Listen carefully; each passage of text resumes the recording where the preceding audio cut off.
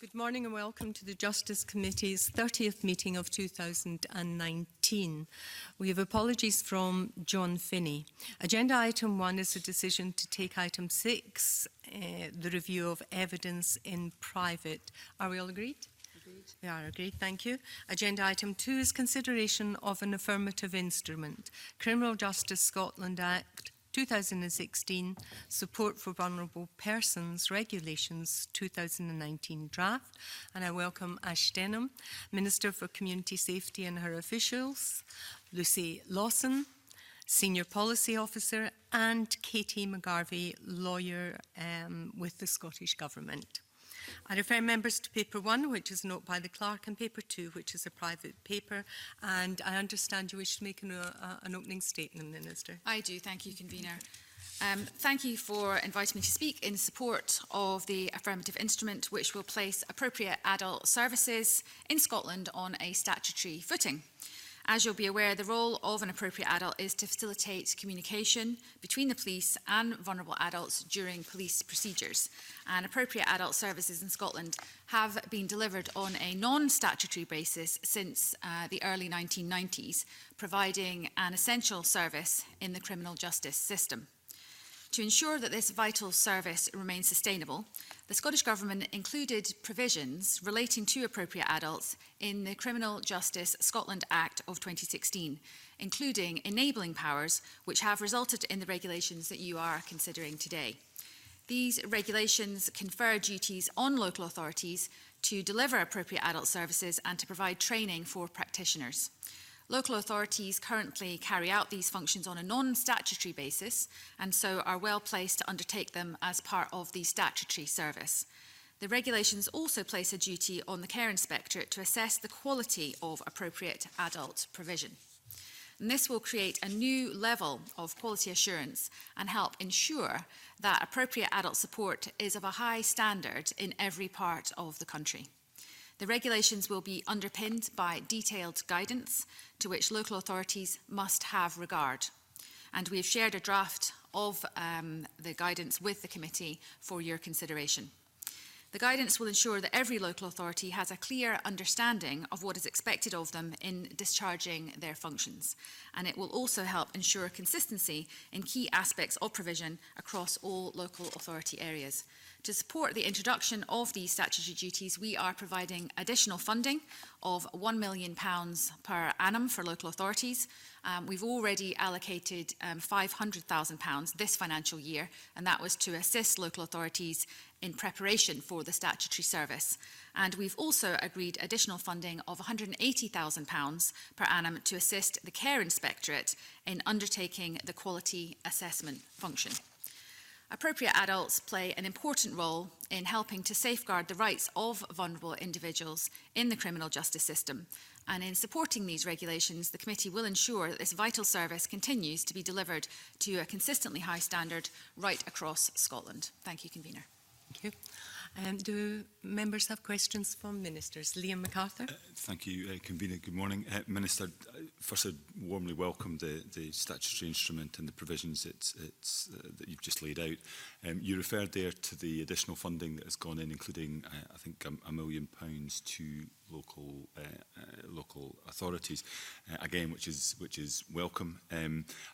Could you perhaps provide a reassurance to the committee that there's a mechanism in place to ensure that going forward those resources keep pace with the changes in costs of maintaining that training and maintaining that provision going forward? Mm-hmm.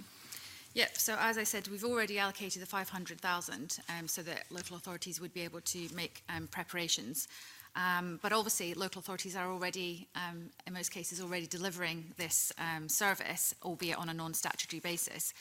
But we have agreed to £1 million per annum funding.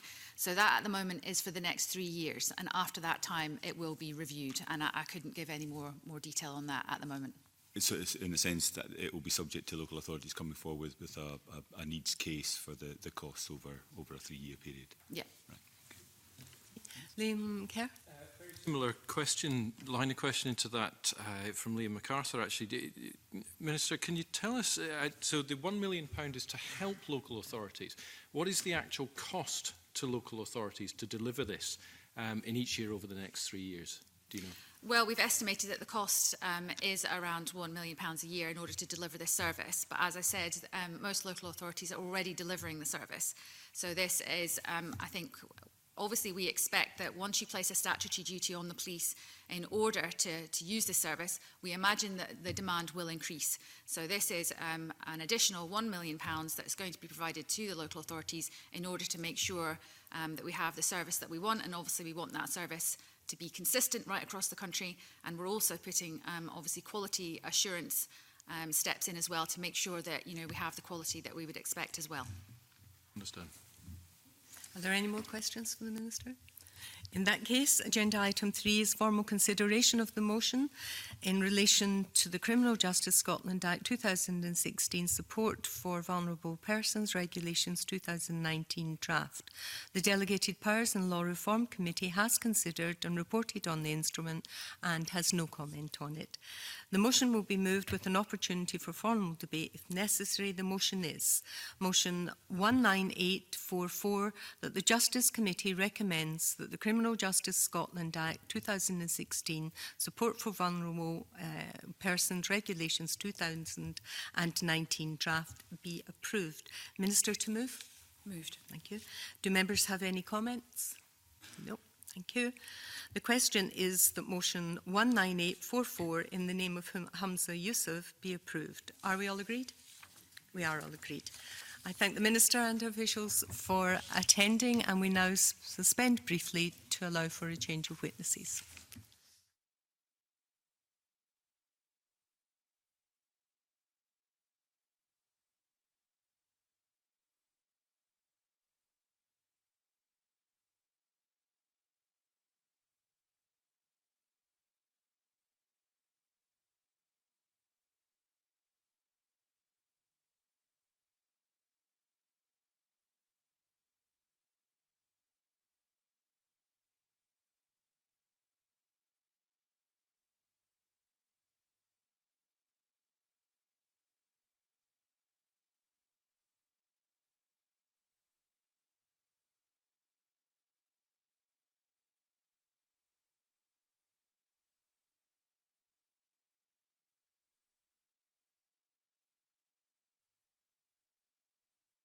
The next agenda item is an evidence session with HMICS on its thematic report on the Scottish Police Authority. I refer members to paper 3, which is a note by the clerk, and papers 4 and 5, which are private papers.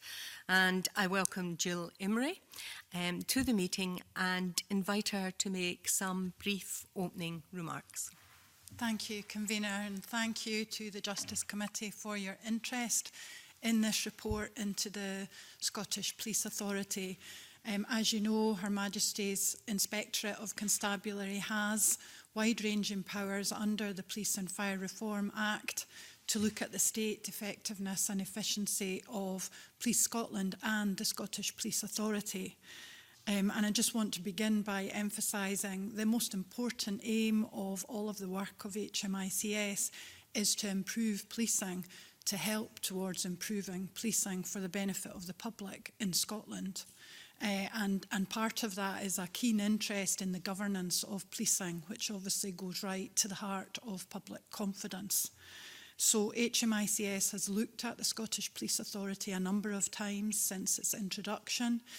Most recently, or prior to this report, in 2017, when the previous Cabinet Secretary for Justice instructed HMICS to look at the police authority at that time, and we produced a report, phase 1, that looked specifically at openness and transparency on the part of the police authority. And since that time, clearly there have been a number of changes, not least soon after that report, the previous chair announcing his decision to resign. So since June 2017, HMICS has observed the workings of the police authority, attended board and committee meetings between July 2017 and February 2018. And clearly the current chair came into post in December of 2017, actually almost 2 years to the day, to today. So HMICS was always looking at the right time to conduct an inspection, and I was at pains to say in this report it wasn't a follow-up phase 2 to the initial phase 1 in recognition of the changes that have taken place since then. And indeed, I very much hoped that this inspection would have a positive story to tell about the progress that had been made since 2017. Members will now have seen from the report that that has not been entirely the case. Terms of reference were published for this inspection in March of this year, and as you know, the report was published on the 26th of September.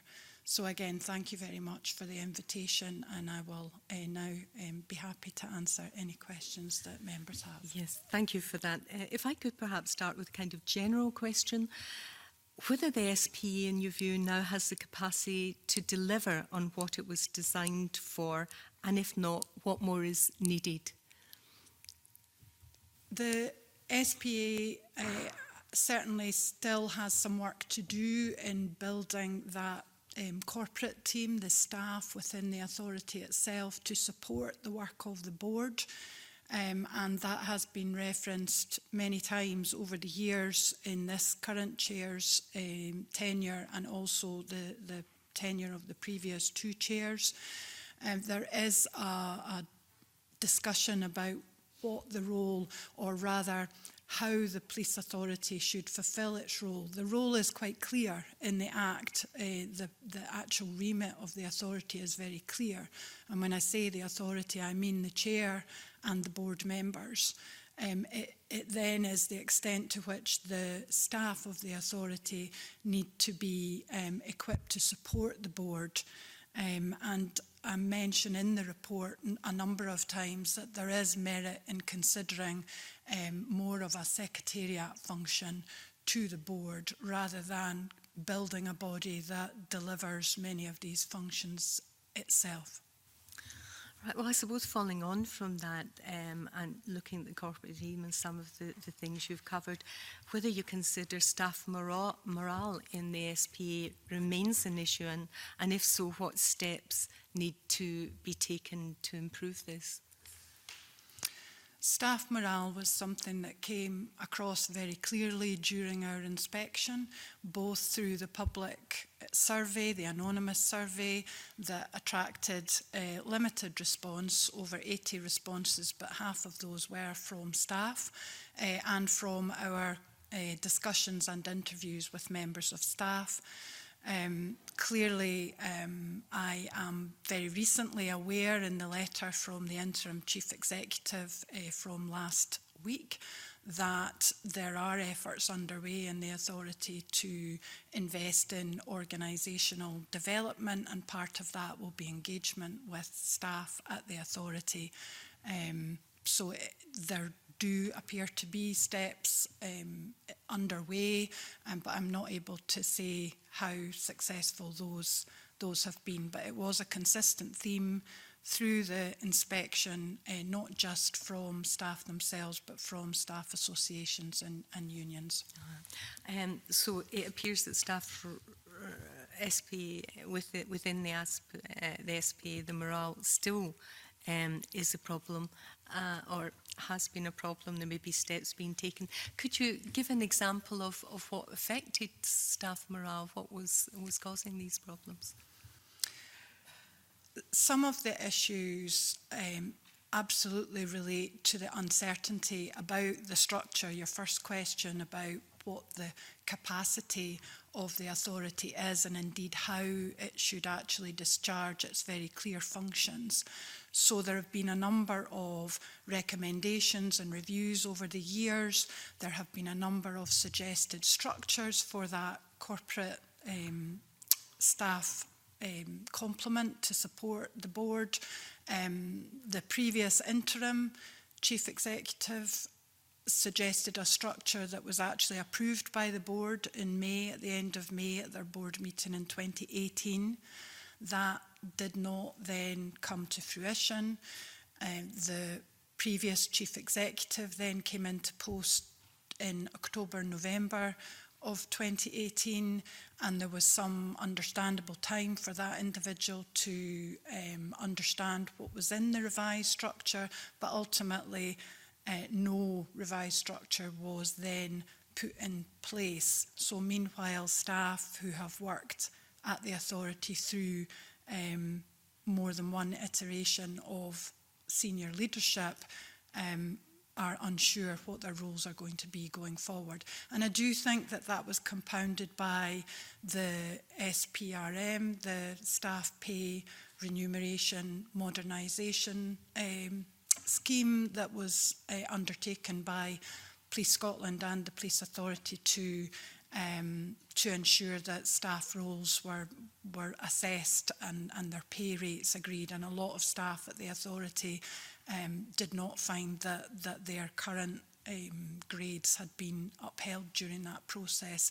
So I think it's fair to say that the morale was not only to do with internal issues at the authority. I take it the board had agreed this revised structure in 2018, or this revised... Yes, indeed. Yes, it did. Why wasn't it implemented? Well, in part, there was a recognition, I think, that there would be a new permanent chief executive coming into post, and that individual should have the opportunity to design his own, or at least agree the structure.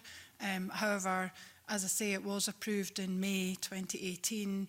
That individual didn't come into post until October and took over full reins as Chief Executive and Accountable Officer in November 2018.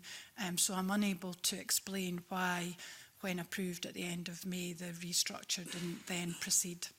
That's about 6 months delay in limbo, just waiting. Okay. Yes. We'll move on to questions. Rona. Thank you, Convener. Good morning. It's sort of in a similar vein. I mean, your report acknowledges that genuine progress at the SPA has been made over the last 18 to 24 months. Can you maybe outline what challenges remain for the SPA just to fulfil its core statutory role? Is there an overriding thing that you think would help it fulfil that role, the core statutory role? I think that the work that I mentioned that the authority is undertaking in organisational design is positive. They certainly require stability. Whilst the previous restructure suggested and indeed approved, as I say, in May 2018, might not have met everyone's expectations, it would have provided some certainty and by now some stability. And that seems to me to be the most important requirement for staff going forward. Okay. You also refer to, and you've just spoken about structure and systems of governance in your earlier answer, and you refer to it being underdeveloped, and I think you've explained what that means. But my question would be, how optimistic are you that this can be fixed, and that that there will be a solution to these problems that you're highlighting within the foreseeable future?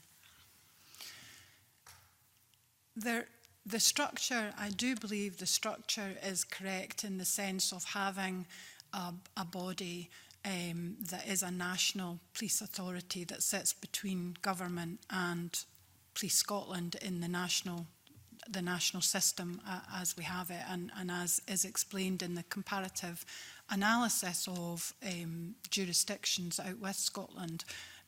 This is an issue, a structure that works in different ways in different places. But I do think that the one we have in Scotland can work. It's clearly proving to be challenging to make that a reality. Is that just down to, I hesitate to say the staff or the personnel, but I mean, is it just organisational difficulties? So that the principle and the structure does work. So I'm just keen to know whether you're optimistic about how long this will take to get it to become the model that we think it should be. I think it's difficult. As I mentioned, I had a reply from the authority last week, which is the first communication that I've had from the authority about the report on the 26th of September.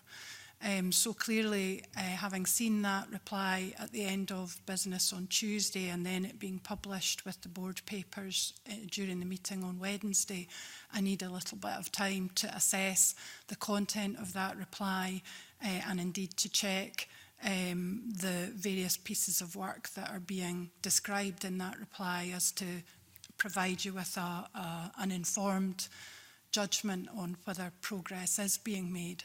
But I do feel that there are very talented and experienced members of the board. There is a really strong and able, talented Chief Officer team at Police Scotland. So there absolutely are grounds for optimism here. Okay, thank you. If I could just ask, that was 2 months to reply. Would that be a normal time for a response? Or would that be, would you expect a faster response, or was that? I would. It's not normal. I would expect some form of response, even a verbal response.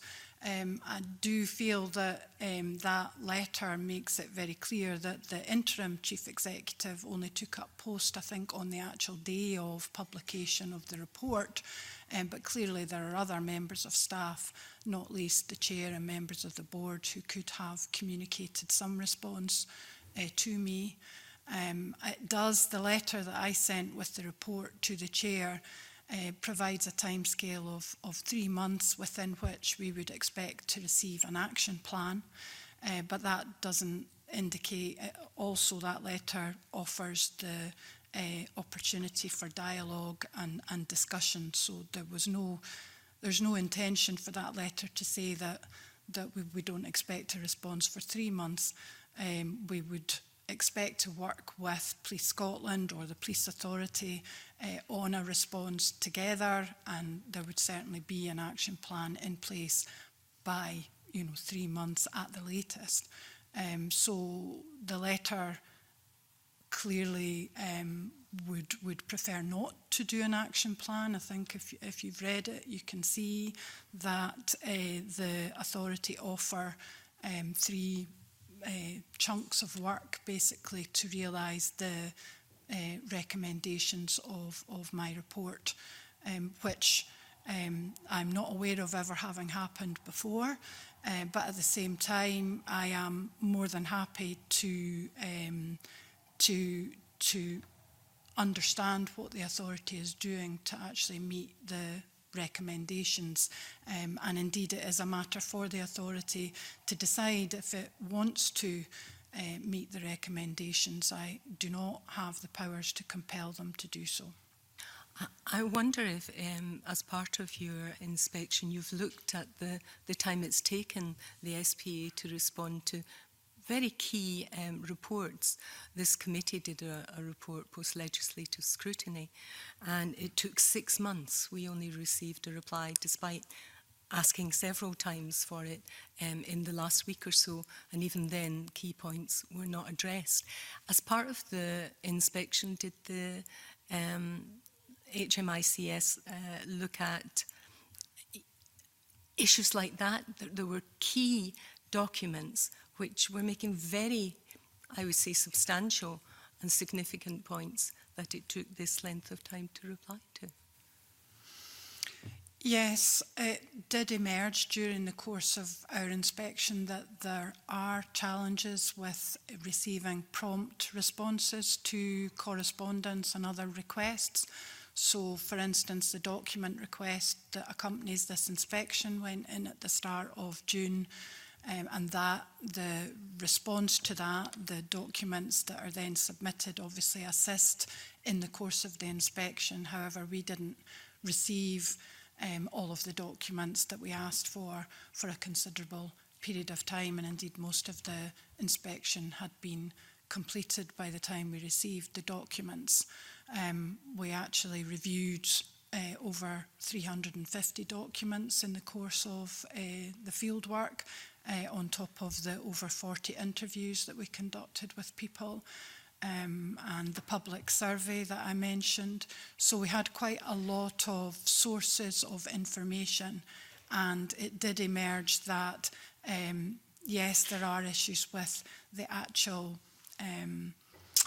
capacity of the authority to respond to correspondence, but that is compounded by the chair's very strong sense of what standard is required to answer very important requests, and therefore it would appear that drafts of responses would be then changed personally by the chair.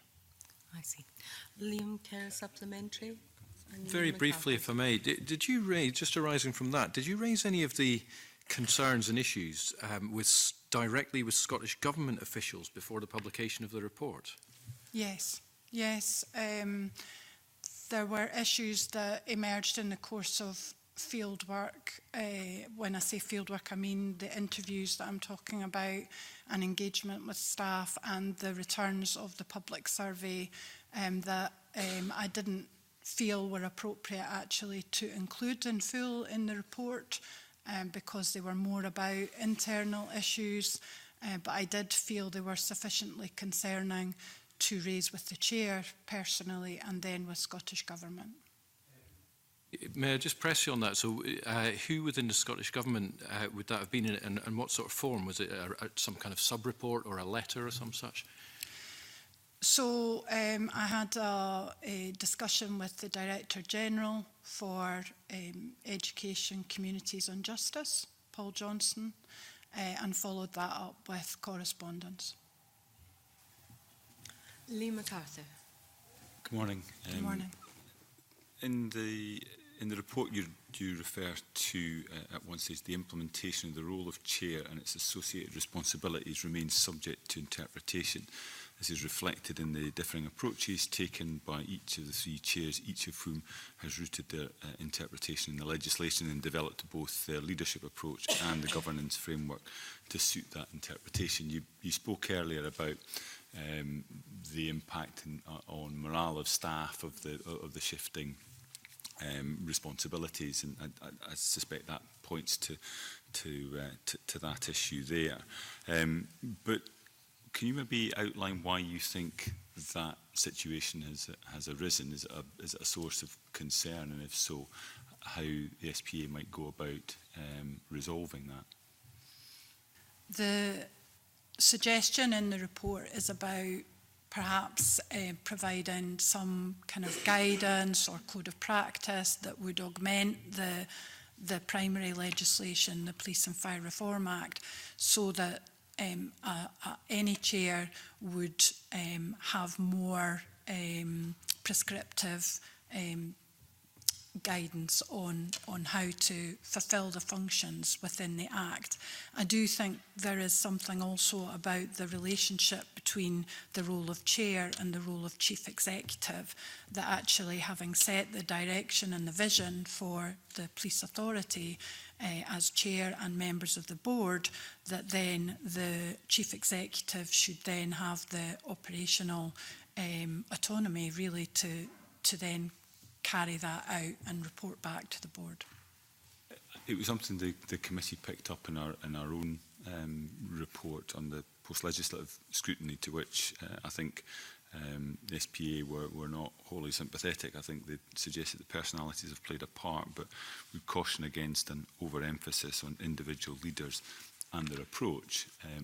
But clearly your findings hit on much the same issue, that there had been this divergence in approach from each of the chairs with the knock-on consequences. I mean, what is your sense as to the negative impacts that can have? I mean, presumably each individual is always going to bring something of their personality to the role, but in terms of the impacts on the function in the SPA, what's your assessment of that sort of divergent approach and its impact on the work of the SPA?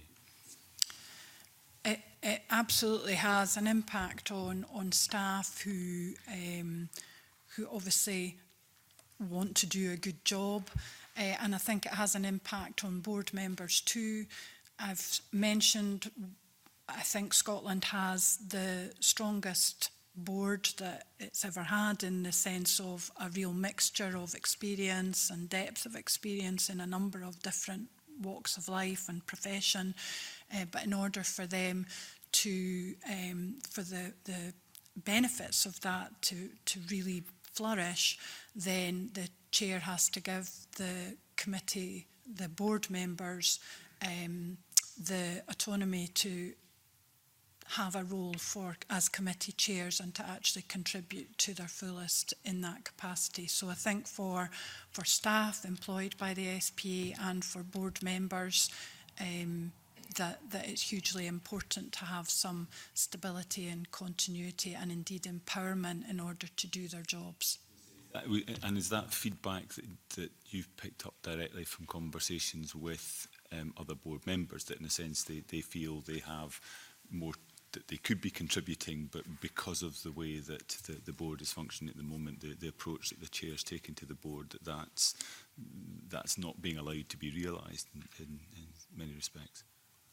I think at the time of the inspection, the board members were very supportive of the chair and very supportive of the direction that the current chair has taken the authority in terms of routing everything back to the functions in the Act.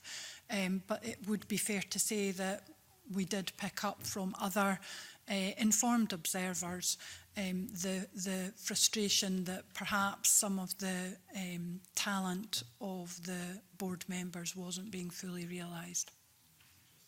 You also state that the chair and a number of the board members appear to be acting, I think, well out with their core role, contrary to agreed job descriptions and guidelines set out in guidance. Could you maybe explain how you think that has come about, and again how we might go about resolving that issue?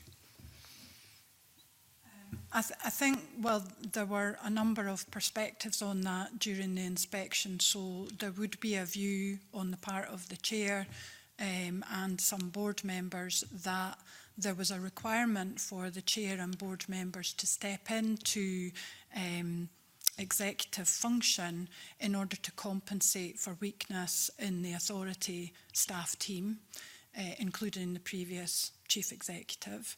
And there would be a contrary view that would say that the staff team and others were disempowered by a particularly strong interest being asserted by the chair, and therefore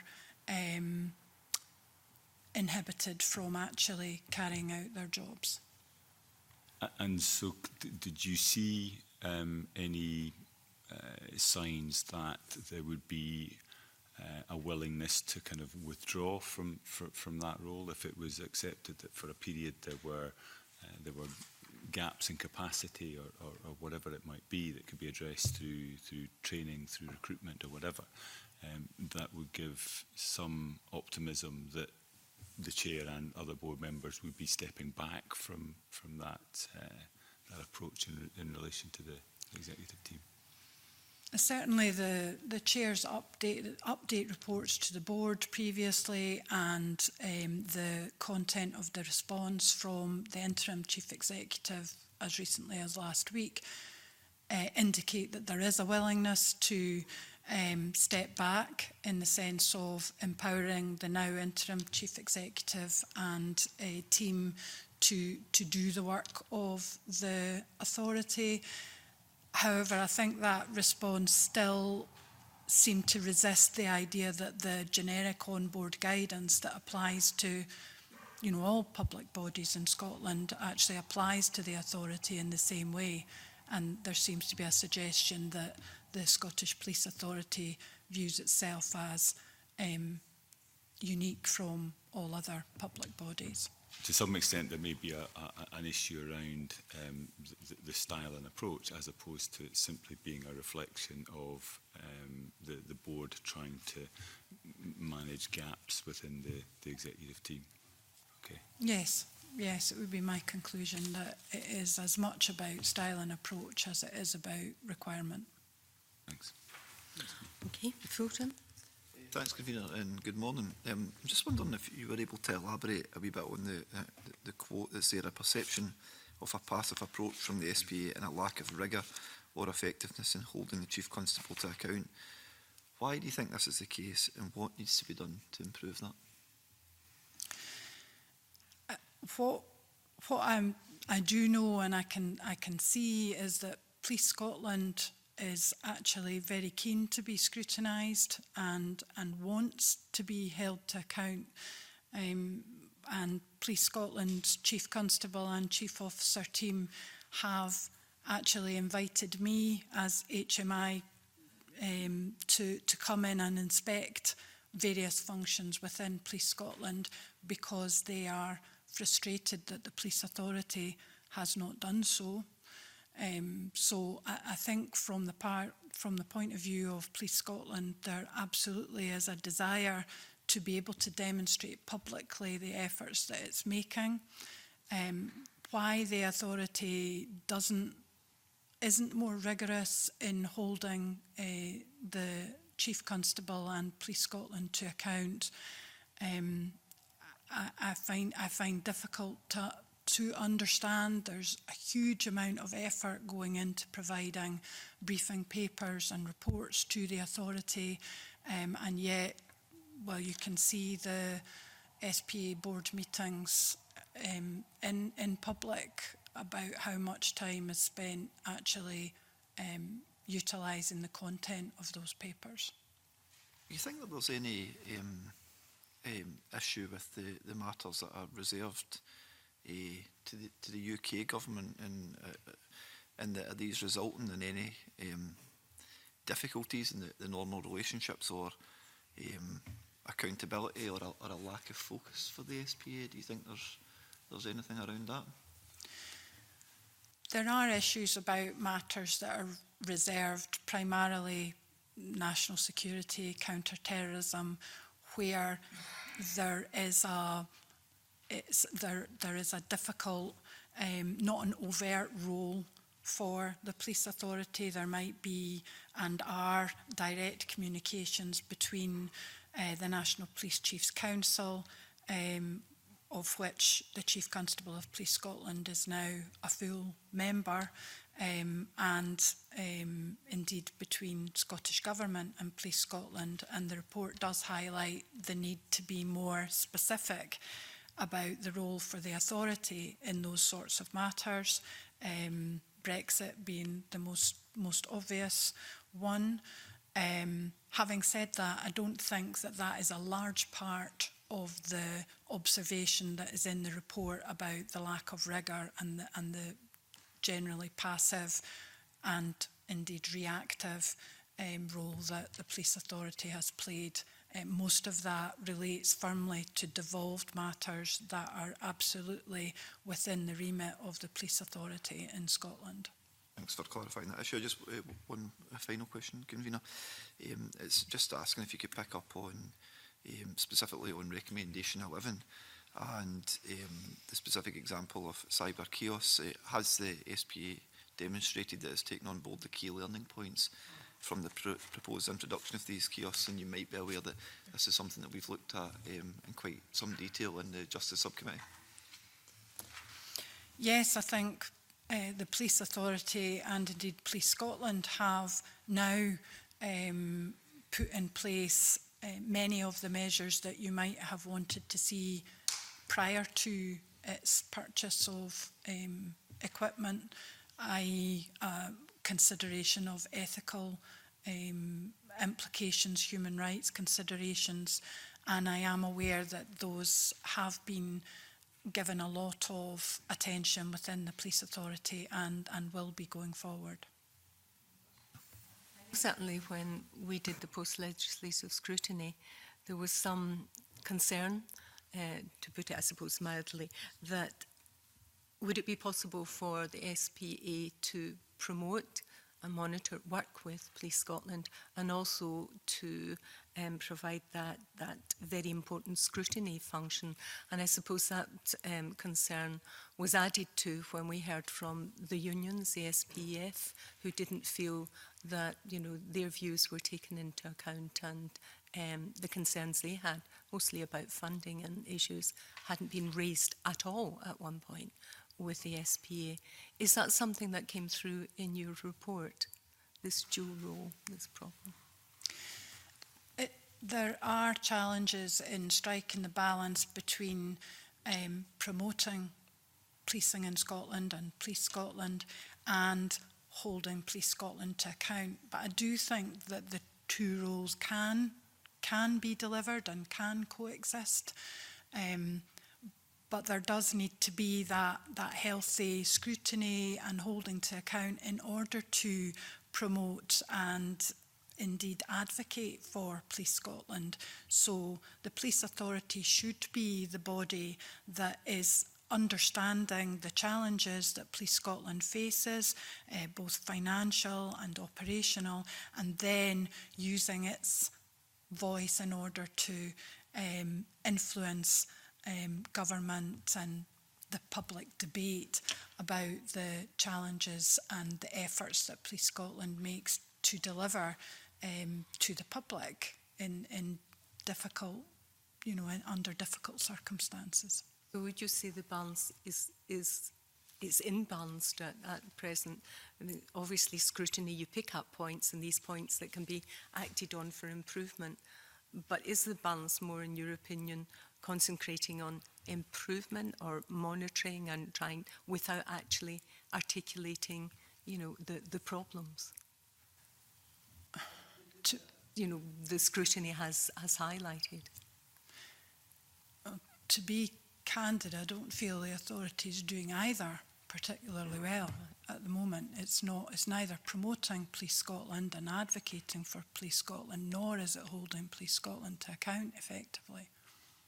For that. Liam MacArthur, supplementary. Thanks, Convener. Just following up Fulton McGregor's point on the cyber kiosk, because he rightly says that obviously the Justice Subcommittee has gone into this in some depth, and I think we were all more than a little surprised at what appeared to be the lack of scrutiny oversight that had taken place by the SPA in relation to that particular issue.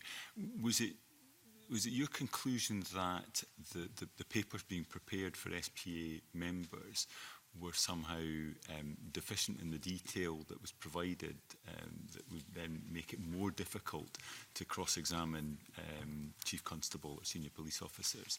Or was it simply the information was there and wasn't being picked up and used? It was difficult to know what you don't know in a sense, but if the papers being prepared for that meeting are full and detailed, then one would expect board members to draw from that the relevant information and use that in any interrogation of the Chief Constable. I do think that Police Scotland has improved its provision of information to the authority very much since we looked at the authority previously in 2017. And certainly for cyber kiosks and many other examples, the information is there in the papers to the authority, either to committees or to board. However, the ability of the board to actually identify issues that will be of significant interest to the public is limited, as I say in the report. It's not that they're trying to cram in too many agenda items on a single meeting and therefore find themselves glossing over issues they should be drilling down to in more detail. It's just that they're not picking out the information that's been provided by Police Scotland and presumably by SPA members of staff. The board meetings are very busy by way of agenda items, and they are also very frequent in the sense of, you know, in that rhythm for a monthly meeting. Clearly that one meeting just finishes and preparations have to begin, certainly on the part of Police Scotland for the next meeting. I do feel this would be an area that the board would highlight where there are deficiencies on the part of capacity on the staff side, the support for the board, that perhaps within the authority there needs to be more focus on providing staff to analyse the papers that are being submitted and to pick out of those papers the salient points to draw to the attention of board members. Okay, thanks. Yeah. James. Thank you, Convener, and good morning. One of the issues that you highlight in your report is the lack of impact assessments around operational policing policy, and you say that has caused some reputational issues. Why do you think that's occurred, and what steps do you think need to be put in place to fix that? I think that on the part of Police Scotland, there have previously been situations where, in a desire to deliver the operational outcome, sufficient thought hasn't been given to the impact perhaps on other communities. I do see an improvement there, that now impact assessments are carried out routinely, but on top of that there's an appetite for wider consultation before the policy is even arrived at. So I have had the opportunity to participate in some training and awareness about ethics advisory panels that Police Scotland is considering introducing to open up various challenges to a much wider set of perspectives. And also the local policing programme has a reference group with an eclectic mix of people from academia, from local government and different perspectives to try and so that Police Scotland can equip itself with a wider set of perspectives before it actually decides on policy. And as recently as Friday, I was at a first roundtable event that was jointly chaired by Police Scotland and the Scottish Police Authority, one of the members of the authority, Martin Evans, in bringing together again a real mixture of people talking about the use of research and evidence to inform policy and practice in policing. So there are some real signs of optimism there. Okay, that's welcome. Another issue that you highlighted was around performance reporting in terms of policing, and you reckon that hindered scrutiny. How is that the case? I think that the performance picture in Police Scotland has been under development for some time, and Police Scotland has committed to providing reporting on performance that is based on outcomes for communities, for citizens. So the Q2 performance report was reported to the board last Wednesday. And it was the second quarter in the new performance framework. And the focus on outcomes is absolutely something that HMICS welcomes and thinks is a really positive development. It has taken quite a long time to get to the stage that it's at, and there are still gaps.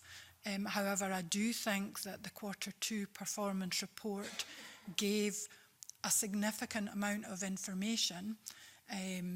Yes, a lot of narrative, but also towards the end of the Q2 report, a huge amount of data in the form of hard data, recorded crime, detection rates, that would absolutely equip the board now to be able to ask some very informed questions about trends. It actually provides the comparison not just with the year before but across a 5-year average, which is hugely helpful, but unfortunately that scrutiny didn't take place last week. Okay, thank you. Jenny. Good morning. I think in response to Lee MacArthur's question previously, you mentioned that the SPA views itself as unique from other public bodies. I just wonder, I know that relates to recommendation too, if you could say a little more on why you think that's the case and where you think the government needs to focus in their energies in terms of looking at, you know, those differences and how they might impact upon governance. I think that there are unique features in the sense of the Chief Constable obviously has operational autonomy, or certainly operational responsibility, and that makes it distinct from other public bodies, but not entirely unique, because other countries clearly have that similar challenge to overcome, how to actually ensure the operational delivery of policing under strong leadership, and also ensure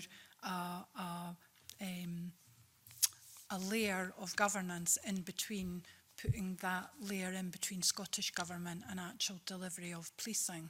So to that extent, there are certainly different features to other public bodies, but I wouldn't say it makes it entirely unique. And I do think that the on-board guidance for all public bodies applies both to the relationship between the chair of the authority and the chief executive of the authority, and to the chair of the authority and the chief constable of Police Scotland. And I do think some of that that challenge is compounded by the accountable officer status and where the purse strings are actually held. So in the structure at the moment, you have the chief executive role within the police authority holding the purse strings for the whole of policing. So that's Police Scotland, Forensic Services and the Police Authority. Whereas in all the documents you'll have seen, the overall budget for policing, there's only about 12% that's non-pay. So the Chief Constable is actually responsible for spending most of the budget, but not accountable for his decision-making about spending it. So providing additional accountable officer status to the Chief Constable wouldn't be, you know, I think would actually make the Chief Constable more accountable than he is at the moment. Okay, thank you. I think that's covered now. Okay, and Shona. Good morning. I just want to turn to local engagement, and you've highlighted that and recognised that there has been some improvement in local engagement. I think that there's been a renewed focus on local engagement, both by the SPA and Police Scotland, which you recognise to some extent in your report. Could you say a little bit about what more needs to be done? You've highlighted a communication strategy and plan. Can you say a little bit more about what needs to be done to make further improvements on the improvement already made? I think that the approach of the chair and the board in moving the board meeting around the country, and most recently last Wednesday, the board meeting was in Aberdeen, and I know that the day before the board meeting there were various visits in Aberdeenshire and Aberdeen City, and I think that is really positive.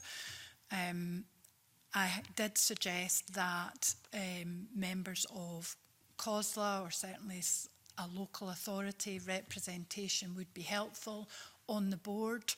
I think you'll have seen in the response to the report that there is a view that there's an inhibitor to formally co-opting, making local authority representatives full members of the board, but certainly there's nothing to inhibit members of COSLA being represented on committees or having an attendee status at board meetings. The point being that there certainly needs to be some means of introducing the perspective from a local authority into the considerations at a national police authority level. It's that understanding of how decisions made centrally actually manifest themselves and have consequences for communities, for people and practitioners locally. You think that would be a reasonable compromise, if you like, to have local authority members on the committees and have attendee status? You think that would be sufficient to meet that need? I think there also is a link the other way to the 32 times scrutiny committees at local authority level. So I know that the chair and the interim chief executive attended the most recent meeting of the forum for the conveners of those scrutiny committees. So there absolutely is a link to be made. It's a two-way relationship and communication. So absolutely the perspective of local authorities and local communities being injected into the National Police Authority considerations, but also the police authority being involved and aware the other way of the perspective of the 32 local scrutiny committees. But those 32 scrutiny committees vary significantly in their remit, in their actual frequency. I'm aware that some areas would only scrutinise police performance at a local authority level once a year, whereas other areas will have it on a quarterly basis. Some areas have a bespoke police and fire scrutiny committee. Others have it as part of their wider community safety arrangements, or other fora at a local authority level. Should be more standardisation of that, or is that just part of the fact there's local decision making in terms of how these things operate? Or I do think there should be more consistency. I do think that clearly there'd be flexibility and autonomy on the part of local authorities to manage their governance and business as they see fit. However, policing is hugely important to communities in Scotland, and I do think it merits more than a cursory annual consideration of a local police plan.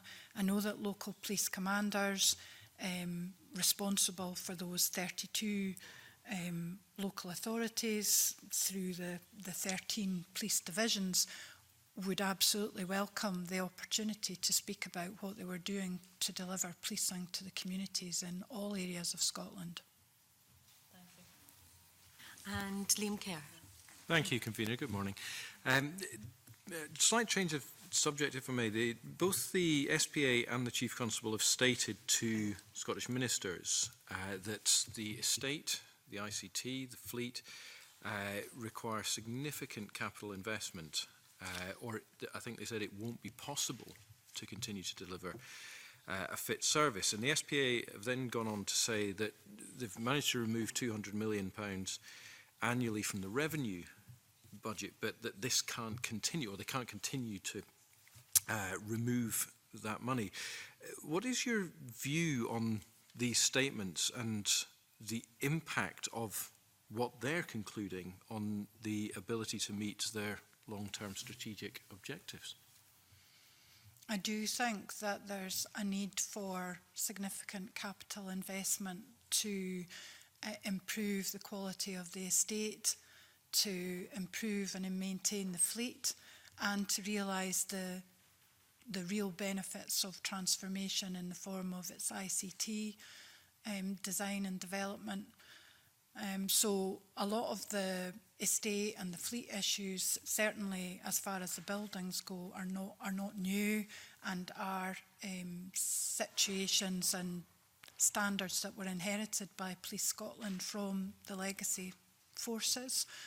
But we are where we are, and there absolutely is a need for capital investment. I already mentioned the very small portion of the budget that is not actually spent on staff, and this is where the workforce planning becomes really important, because if, as previously was the case, there is a a specific number of officers that need to be employed, then clearly that affects the amount of flexibility that there is in the budget. Thank you. You say that these are not new issues, and you then go on to say in your report that the SPA has failed to advocate this position effectively on the national stage. Now that I find quite surprising. So are you able to give the committee any more indication of why this has happened? Why has the SPA failed to articulate this, do you think?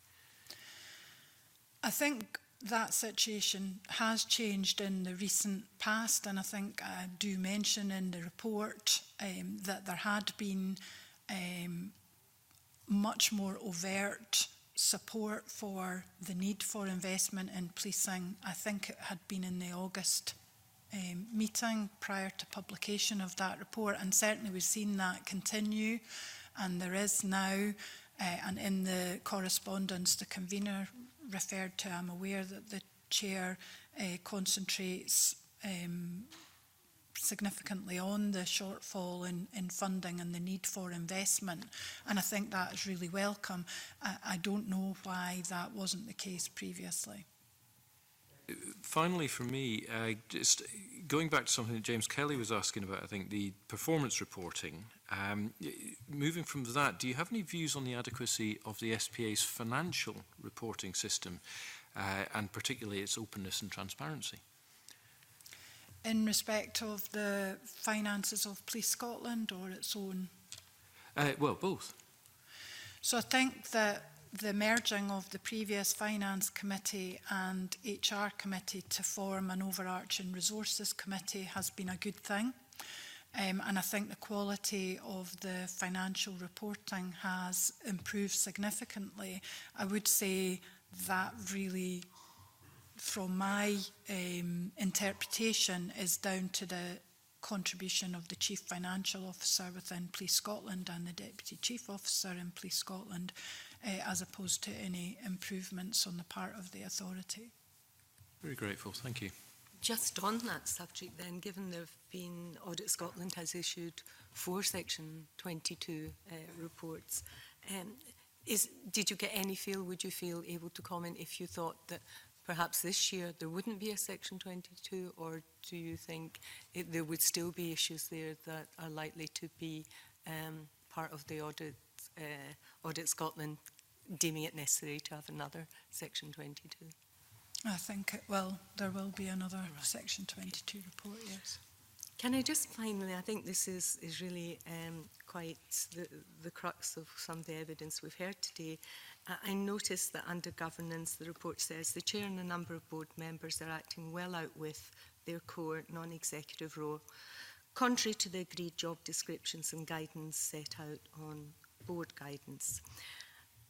Could you define just what is the role of the chief executive, and where does the buck stop, and how far does the chair and the board, and how far can they go, and how does that differ from what we're really seeing in practice now? So the board, by that the chair and members of the board, should set the strategic direction and the vision for the Scottish Police Authority. They are under the legislation. The board and the chair and the board members are the authority. The chief executive is the role that actually delivers the operational business, that actually delivers the vision that's been set by the board. The board sets the culture and the strategic direction, and the chief executive and the officer team deliver. As I said earlier, that's slightly complicated by the structure for policing, where the chief constable could be argued to have chief executive function, in the sense that that role is responsible for delivering operational policing. So the leadership and delivery of the actual business of policing is delivered by the chief constable, and that goes back to my suggestion earlier that there should be consideration of having 2 accountable officers, one in the police authority and an additional responsibility lying with the Chief Constable. That's helpful. So if, for example, the post-legislative scrutiny report, that requires a response, the HMICS report, that requires a response, who should be responding to that? Formally on the part of the SPA? Is it the chair or is it the chief executive? Well, it's both, I suppose. The chief executive has the responsibility to actually carry out the work. I would say the chair, as the leader of the SPA, should be responding to significant pieces of work such as your report and mine. When you say that, there have been drafts sent and they've been changed, have you a confirmation that, these changes have then gone back to be fully discussed with the board and the chief executive? And would you expect that to be done? Drafts? I think you said earlier that a delay was caused because maybe a response had been prepared and then it would be changed substantially. Did I pick you up wrongly with that? I think I certainly said that I do understand that certain pieces of work are subject to amendment and that introduces delay. But as regards the response to my report, I had no verbal or written communication until last Tuesday, so I'm not aware if there were any drafts prior to that. Okay, that's helpful. Just on the subject of cyber chaos, because you did touch on the subcommittee's role, and certainly the subcommittee made sure they heard from, for example, the Freedom of Information Officer, other experts, Human Rights Commissioner, but it appears that the SPA didn't do that. They spoke only to the police. Is that an issue to be picked up, that they should be looking at wider engagement with these key stakeholders in order to move from being reactive to the proactive role that's expected of them? Yes, absolutely. And the mention that I made of the roundtable event is a good sign towards that the SPA and Police Scotland sought to involve people from a wide variety of perspectives. But yes, that's absolutely something that would improve things. I should, of course, have said Information Commissioner's Office as opposed to Freedom. Can I thank you very much for attending today and for what's been, I think, a concerning but certainly a very worthwhile information session. And with that, I suspend to have a change of witnesses. Thank you, Convener. Thank you.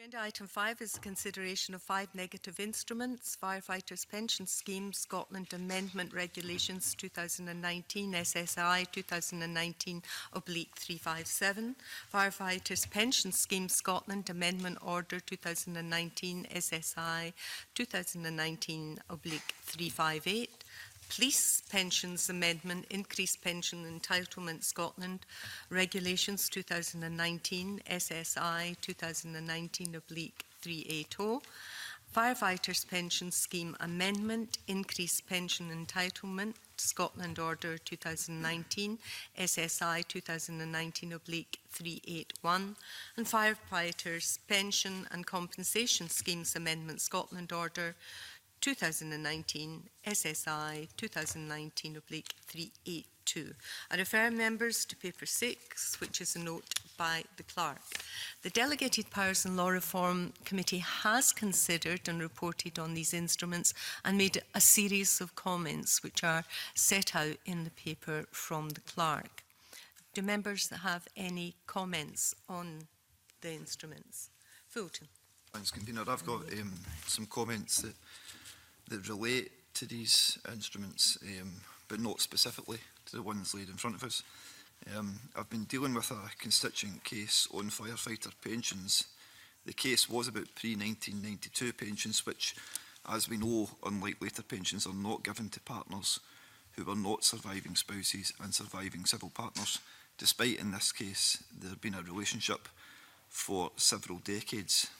I know that this is mainly reserved to the UK Government, and the Scottish Public Pension Agency does not at this stage plan to make any changes because its view is that there is, and I quote, a principle that changes to public service pensions should not be made retrospectively, as improvements to the scheme should generally be met by members and not the taxpayer, end quote. However, my constituent does feel that there is a discrimination against them in this case. I'm asking if the committee could agree to write to the Minister for Community Safety, bringing this anomaly to her attention and asking her how many surviving partners are affected by this, what it would cost to make such a change to the pre-1992 pension, and if she's minded to do so at any point in the future. Okay. Have you a suggestion then? It's to write to the Minister. Yeah.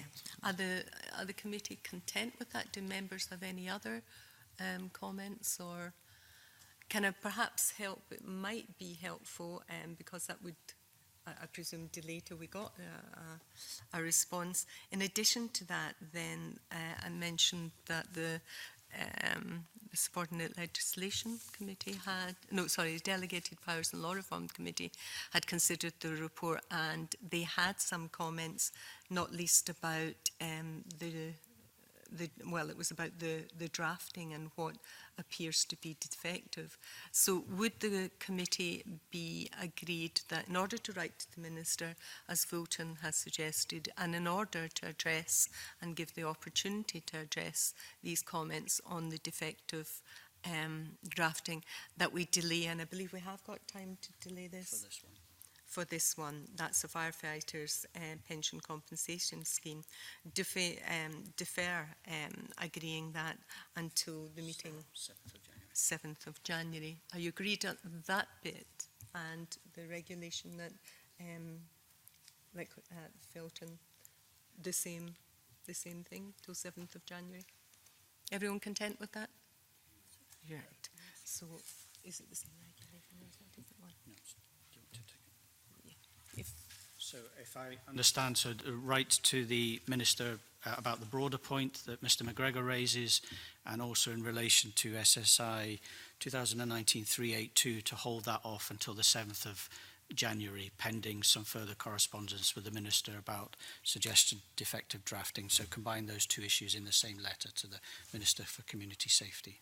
It's on the same regulation, so the others can be passed. Yeah. Well, that in mind, that one would be delayed to the 7th of January. Is the committee agreed that it does not want to make any recommendations in relation to the other instruments? Agreed? Thank you for that. That concludes the public part of today's meeting. Our next meeting will be on Tuesday, 17th of December, when we'll continue to take evidence on the Children's Scotland Bill. We now move into private session.